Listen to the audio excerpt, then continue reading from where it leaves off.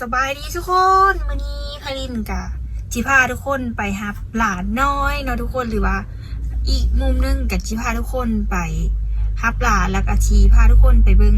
พิธีการนางกำหรือว่าขึ้นกำของสปป.ลาวเนาะอยู่ทางฝั่งไทยเพิ่นก็จีบ่ได้นางกำบ่หรือว่านางพารินก็บ่ฮู้คือเดียวเนาะแต่อันบ้านพารินนี่จีนางกำแต่ก่อนสิไปฮับหลานกะพารินขอเติมพลังสักก่อนเนาะเพราะว่าเฮาสิได้เดินทางยาวไกลไปที่เมืองท่าพระบาทอยู่ที่ท่าบกพุ่นเนาะพี่น้องเนาะก็คือว่าไกลเติบเนาะแต่พลินก็ออกมาสิไปหาปลาน้อยเฮาก็สิมาแวะกินข้าวสักก่อนอยู่ที่ตลาดปักสันเนาะปักสันนี่ก็คือออกมาจากบ้านพลินก็มีไกลไปเลยเนาะประมาณ20นาทีหรือว่า10นาทีแล้วพลินก็บ่จักคือแล้วลืมได้ คือแบบเฮาลืมแล้วเนาะทุกคนมันก็คือแบบบ่เดียวก็ฮอดสินะขับรถแป๊บเดียวก็ฮอดพลินจีไปฮับหลานน้อยอยู่หงหมอเนาะก่อนไปกับพลินขอเติมพลังซัดพลังสักก้อนแล้วก็ไปส่งอยู่ที่บ้านเพิ่นเนาะก็ซึ่งว่าหลานกับสิบ่แม่นลูกลูกน้องเลยของพลินดอกแต่ฮักจีเป็นคนฮู้จักเนาะเรียกนำเดียวกับเพิ่นหาเนาะเพิ่นหาให้ไปส่งพลินก็เลยว่าออกมาเนาะตื่นอาบน้ำอาบในเนาะมื้อนี้เฮาก็มีได้ไปเวกไปงานเด้อนะพลินกับจีพาทุกคนไปแวะกินข้าวเติมพลังสักก้อนข้าวของพลินก็มีหลากหลายอย่างเนาะอยู่ที่เมืองปักซานนี้คือแบบหลายแห้งเนาะพี่น้องเนาะกะชิมีเป็นข้าวเปียกแต่พลินสิเอาแบบง่ายๆเนาะพี่น้องเนาะก็คือกินข้าวเปียกเนาะพี่น้องเนาะกินข้าวเปียกแล้วก็สิออกไปหาปลาน้อยแต่มีบางช่วงบางตอนพลินบ่ได้ถ่ายก็ต้องกราบขอโทษขออภัยหลายๆเด้อพี่น้องเด้อบางคนมันก็อาจจะเห็นแล้วเนาะพลินก็สิขึ้นซาวก่อนเป็นตัวอย่างเพื่อพี่น้องเบิ่งแต่ครับไอ้เลยอย่าเบิ่งเต็มหั่นกะสามารถเข้าเบิ่งคลิปเต็มของพลินได้ก็อย่าลืมฝากหัวใจกดไลค์เลยพลินเพื่อเป็นกำลังใจให้ได้น้อยแต่ดาวๆคนนี้นำเด้อทุกคนไปทุกคนเดี๋ยวพลินจิพาทุกคนไปกินข้าวเนาะอยู่ที่หน้าตลาดเมืองปักซานแขวงบุรีคำไส้เลยพลินจิบ่ได้เข้าไปด้านในของตลาดเด้อพี่น้องเด้อพลินจิชอบกินข้าวตามนี่แล้วพี่น้องเลยไปทุกคนนี่ทุกคนอันนี้ก็สิเป็นหน้าตลาดปักซานเนาะพลินจิกินอยู่ประมาณนี้เนาะแต่มีฮาร์ดเฟอร์ฮาร์ดข้าวเปียกแต่พลินจิไปฮาร์ดพูดฮาร์ดประจำของเฮานะทุกคนไปเดี๋ยวสิญางไปพูดทางด้านนั้นแหละมีรถจัมโบ้รถ3 ล้อเลยหลายเนาะถามว่ามีอันเลยหลายมีหลายมีข้าวกะเพรากระปูเลยหลากหลายที่แต่พลินไม่กินเนาะจะไปกินที่ทางพูดอ่ะไปทุกคนเดี๋ยวสิพายางไปเดียว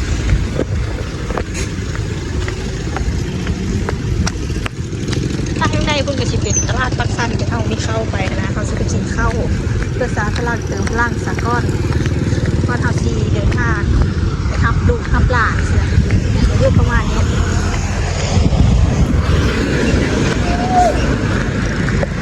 เข้าไปหานี่แหละได้อยู่ข้างธนาคารพัฒนาลาวเอาข้าวเปียกหมูกรอบแถวนี้นี่สร้างเป็นข้าวเปียกหมูกรอบแล้วทุกคนจานหนึ่งประมาณ35,000เดี๋ยวไปเรียนจีเป็นเงินบ้านเธอเบิ้งแล้วก็เบิ้งหน้าตาเดี๋ยวอันนี้ก็จะเป็นจัมโบ้หรือว่า3 ล้อนะทางด้านในก็จะเป็นตลาดบักซานทุกคนอันนี้ก็ซีเมนทางข้าวเปียกประจำของไปเรียนเอาแซบโบกับแซบนะทุกคนไปทุกคนเดี๋ยวเขาสินาถ้าข้าวเปียกมาผลิตสร้างเป็นข้าวเปียกหมูกรอบทุกคนเดี๋ยวถ้าข้าวเปียกมาผลิตจีไทยแล้วคนนี้ตัวหนึ่งว่าหน้าตาข้าวเปียกข้าวเป็นเด้อทุกคนเบิ้งน้ำเดียวเด้อถ้าเบิ้งน้ำเดียวนี่ก็ตอนนี้ผลิตก็ได้ข้าวเปียกมาเป็นที่เรียบร้อยแล้วก็มีผักกาดที่เป็นซาดแล้วก็มักทั่วแล้วก็ผักนั้นแล้วก็ที่มีพริกเนาะทุกคนนี่หน้าตาข้าวเปียกของผลิตก็ได้ออกมาประมาณนี้ทุกคนมาเด้อกินข้าวเดียวเด้อทุกคนมาทุกคนตอนนี้ไพลินกับชิมาปรุงข้าวเปียกเนาะทุกคนเพลเซอร์เลยแรกอะเอาเตะความซอฟความมักของตัวเองเลยเด้อส่วนไพลินนี่ขาดอะไรก็คือไม้ทู่กับโบ้งเนาะพี่น้องเนาะพี่น้องถ้ากะชิปรุงตามเจอตัวเองมักและมักเข้มมักเผ็ดมักส้มมักหวานเด้อกะเซอร์ไปส่วนไพลินบ่กินเผ็ดปานเลยเฮากะสิเซอร์เป็นบักเผ็ดเจลแน่น้อยนึงเนาะพี่น้องเนาะเอาตามอันตัวเองกินได้แหละคันเสื้อหลายเขาก็กินไม่ได้เนาะกะเสียอันทิมซื้อเสียเครื่องซื้อเนาะข้าวเปียกนี่แม่นราคา35,000 กีบตีเป็นเงินบาทกะสิประมาณ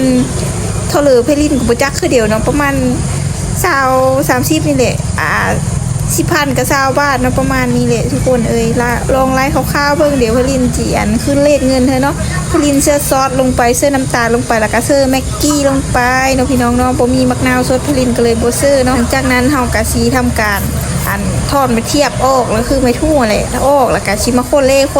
อันทุกอย่างมันเข้าเดียวเนาะ เดี๋ยวมันจิบุเข้าเนื้อเข้าหนังนะทุกคนพลินมักรสส้มหวานแต่มีมะนาวกามีเป็นพะเลเนาะพี่น้องเอ้ยก็คือพลินสร้างคือเป็นข้าวเปียกหมูกรอบเด้อพี่น้องเด้อหลังจากนั้นพลินก็ซีมเบิ้งถ้าว่าโอเคแล้วเฮาก็บ่ปรุงต่อถ้าว่าเฮามีโอเคแล้วเฮาก็ปรุงซะอีกเนาะหลังจากนั้นพลินก็สิเอากะปิมาควายซื้อบ่วงหรือว่าอันหยองซื้อถ้วยไว้บางอันผู้อื่นเพิ่นมากินมันค่อยสิ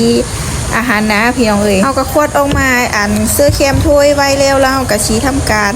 โคเล่แล้วก็ซีมเบิ้งเส้นข้าวเปียกเนาะพี่น้องเนาะคือทานข้าวเปียกนี้พลินโคตรมากเลยคือโคตรแซ่บเลยพลินกายไปไกลมาแต่เทื่อคือต้องแวะกินทุกเทื่อพี่น้องคือพลินเป็นคนนึงที่มักข้าวเปียกแห้งๆพี่น้องหรือว่าเส้นก๋วยจั๊บทางฝั่งไทยเพิ่นสิเอิ้นเส้นก๋วยจั๊บบ่พลินกับบ่ฮู้คือเดียวมาเด้อพี่น้องเลยกินข้าวน้ำเดียวหรือว่ากินข้าวเปียกน้ำเดียวนะซีมเข้าไปคำแรกบอกเลยว่าโคตรแซ่บพี่น้องเอ้ยตามไปด้วยคำสองก็คือหมูกรอบนะพี่น้องเอ้ยบอกได้เลยว่าแซ่บขนาดพลินบ่ได้กินมานี่โดนเติมเนาะหลังจากนั้นพลินก็สิเอาผักสลัดมากับนะพี่น้องคุยกับกะปิพลินจิบ่ขอกินมักเผ็ดเด้อตอนนี้พลินคือแซ่บกระเพาะแห้งๆเพราะว่าพลินยังไม่ทันได้กินข้าวเทื่อนะข้าวไม่ทันตกท้องก็เลยมีกากินมักเผ็ดซื้อหลายนะทุกคนเอ้ยผักกับกะซิมีอันหอมลาเพื่อแน่นะทุกคนเนาะหรือว่าอยู่ทางฝั่งไทยเพิ่นสิเอิ้นเบอร์ซาลาเน่บ่ทุกคนพลินกับบ่ฮู้เนาะแล้วก็มีมักทั่วฟักยาวเนาะย้ำเข้าไปเลยพี่น้องเอ้ยคือตอนนี้คือพลินหิวข้าวแห้งๆพี่น้องเอ้ยแล้วก็ตามไปด้วยข้าวเปียกหรือว่าก๋วยจั๊บคือแซ่บแห้งๆพี่น้องเอ้ยบอกได้เลยว่าโคตรแซ่บบ่แม่นเลยได้พลินหิวข้าวได้แต่ข้าวเปียกเพิ่นแซ่บให้เป็นฮานประจำของพลินเลยกลายไปไกลมาคือพลินต้องแวะกินฮานนี้เป็นฮานแรกที่อยู่ปักสันนะพี่น้องเอ้ยบ่ว่าสิไปก็เลยมาก็ตามแต่พลินต้องมาแวะกินข้าวเปียกอยู่นี่ซะก่อนบอกได้เลยว่าโคตรแซ่บพลินโคตรมักน้ำซุปเปิ้นมันสิออกนัวๆเค็มๆหวานๆนี่จักหน่อยนึงพลินโคตรมักแล้วก็เส้นข้าวเปียกนี่เป็นเส้นที่พลินมักเนาะเป็นเส้นกลมๆมนๆแบบนี้เนาะผู้เลอค่ะมาฝั่งลาวอยากกินข้าวเปียกหรือว่าอยากกินข้าวเป็นอันของว่างนะทุกคนก็มาแวะกินข้าวเปียกอยู่อันตลาดปักสันได้เด้อเป็นแบบทานประจำของพลินเลยไปยินมาเด็กๆสิโอมาแวะกินข้าวบอกเลยว่าโคตรเป็นเลยที่แซ่บพี่น้องเอ้ยแซ่บซอยแห้งไปทุกคนพลินขอกินข้าวกันเด้อไปทุกคนหลังจากที่ทำกินข้าวแล้วเขาก็ชิไปทับร้านเลยเนาะเพราะว่าเห็นเอื้อยเป็นโทรมาแล้วเลยโทรมาให้ไปทับแล้วเขาก็ชิไปเนาะไปที่ทั้งหมดของบริคำไซแบบมันเป็นทั้งหมอรันทุกคนแต่เขาก็ต้องสานพลังสกอนก้อนสิไปกันนะไปเลยนะเอาหิวข้าวรังข้าวบนทันกินข้าวตั้งแต่ครั้งตอนนี้กับใช้เวลาโดนตึ๊บ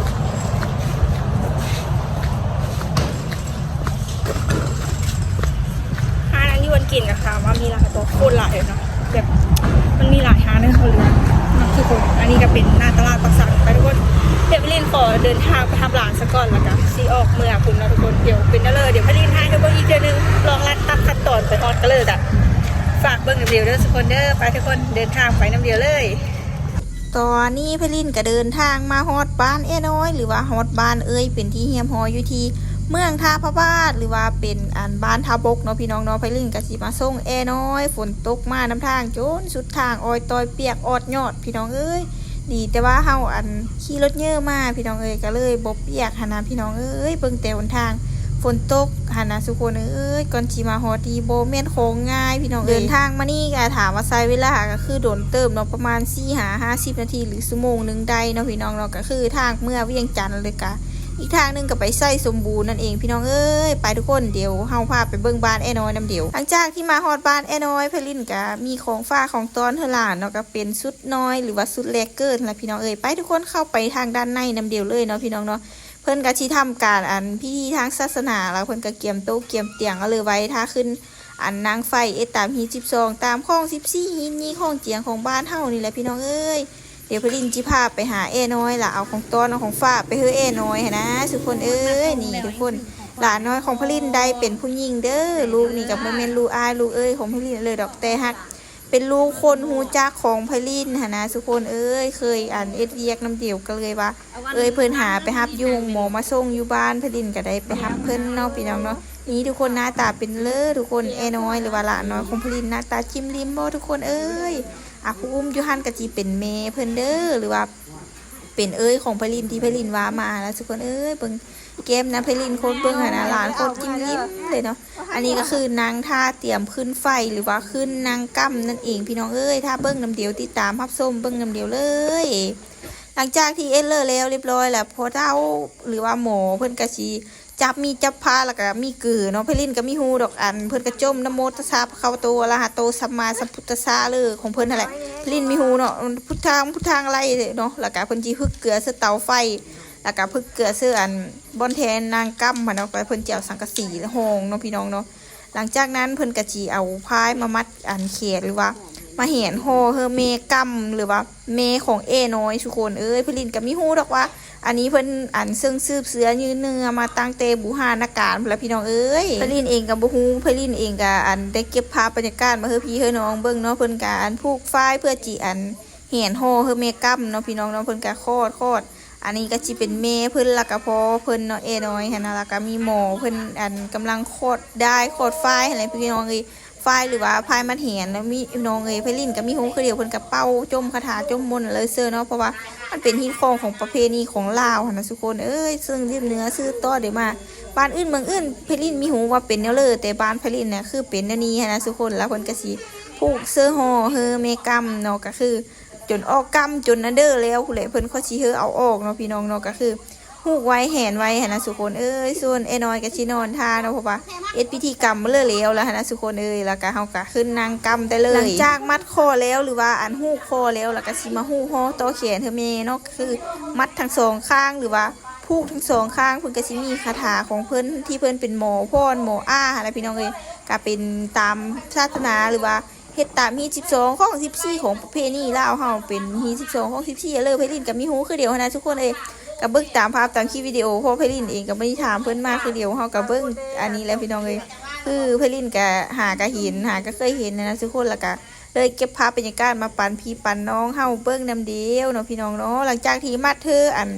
เมกัมหรือว่าอันเมของน้อยแล้วหรือว่าเมของหลานน้อยแล้วก็สิมามัดเธอหลานน้อยเนาะทั้งสองฝากกัมคือเดียวเลยตามความเชื่อเด้อเพลินถามเพิ่นมาก็คือคร่าวๆคือแบบป้องกันสิ่งบดีสิ่งโซไฮเนาะพี่น้องเนาะเพื่ออันเป็นสิริมงคลเธอเกล่าน้อยเธออันเลี้ยงง่ายกำง่ายเธอเนื้อสูงเพียงพอเพียงเมอะไรพี่น้องเนื้อเพียงสูงลุ่งเพียงตาอะไรพี่น้องลิ้นว่าผิดพลาดประการเลิกก็ต้องขอโทษขออภัยหลายๆเนอะอันนี้ก็เป็นอันเพื่อเลขของพี่ลิ้นที่เห็นแล้วพี่ลิ้นก็ได้เก็บภาพบรรยากาศมาฝากพี่ภาคน้องเนาะพี่น้องกับเบิ้งไปน้ำเดียวนี่แหละพี่น้องผู้เลิกอันเป็นเลิกกับคอมเมนต์บอกพี่ลิ้นเนอะทางบ้านพ่อแม่พี่น้องเป็นเลิกกับคอมเมนต์มาอินน้ำเดียวได้ส่วนตัวของพี่ลิ้นนี่เอาภาพบรรยากาศทางบ้านของพี่ลิ้นหรือว่าทางบ้านของพี่ลิ้นนี่มาฝากพ่อแม่พี่น้องคือเป็นการขึ้นกั้มหรือว่านางไฟเนาะพี่น้องเนาะทางอันฟังไทยกับจิมีคือเดียวโบหรือว่ามีอันนี้พี่ลิ้นกับมีหูเนาะก็คือเพิ่นมัดแล้วอันข้างนึงหรือว่าฟูกแล้วข้างนึงเพิ่นกับชี้ฟูกอีกข้างนึงคือสองข้างเลยมัดเธอเมแล้วกับมัดเธอลูเนาะทุกคนเธออันเกิดง่ายกำง่ายแล้วทุกคนนางกำนี้ซึ่งบริกนางกำเย็นเนาะทุกคนเนาะคือเป็นนางกำฮ้อนเนาะทุกคนอันนี้ขึ้นมัดอันนี้แล้วบ่มีแต่หมอแล้วก็บ่มีแต่อาหารเด้อเพิ่นต้องมีขันห้าแล้วก็มีอันหลายอย่างเนาะเพลินกับมีฮูสิอธิบายให้ฟังเบิ่งไปน้ำเดียวเพราะเพลินกับไม่ถามเพิ่นมาหลายปะเลยลิ้นก็ถามแค่คร่าวๆมาคือแบบเรียงง่ายเยอะไว้สูงเพียงลุงคุงเพียงตาเลยเพลินกับจักคือเดียวเนาะต้องกล้าขอโทษหลายๆเพราะเพลินกับข้อมูลรายละเอียดไม่ครบเนาะพี่น้องหลังจากที่เพิ่นฮี12ของ14แล้วล่ะตามอันผู้เฒ่าผู้แก่เพิ่นซื้อถือเดี๋ยวมาตั้งแต่บูฮานาการเฮาก็สามารถขึ้นนางกำได้เลยเป็นกำฮอนเด้อทุกคนเด้อกับที่มีทานอยู่ทางด้านลุมเนาะแล้วก็ที่มีหม้อน้ำฮอนเพื่อเอาน้ำฮอนเธอเมกำกินเพื่อมีน้ำนมเนาะมีน้ำนมลายมีน้ำนมเฮี้ยวเนาะพี่น้องมีน้ำนมเพื่อพ่อเลี้ยงกับลูกเนาะหลังจากที่อาหารแล้วเพิ่นก็สิอันเธอขึ้นนางกำอะไรพี่น้องหรือว่านางไฟพี่น้องนี่ทุกคนน้อยก็ให้พี่น้องให้บ่แม่นเลยให้อยากกินนมพี่น้องให้ได้กินนมเมก็ต้องได้อันนี้เนาะได้เอาป้อนนมพี่น้องเมก็คือมีน้ำนมหลายคือแบบอันนี้ก็เป็นพิธีกรรมทางศาสนาทางโสปปลาวเนาะพี่น้องเนาะเอาพี่น้องไพลินก็จิขอตัวล่าพี่ล่าน้องไปสักก้อนมื้อนี้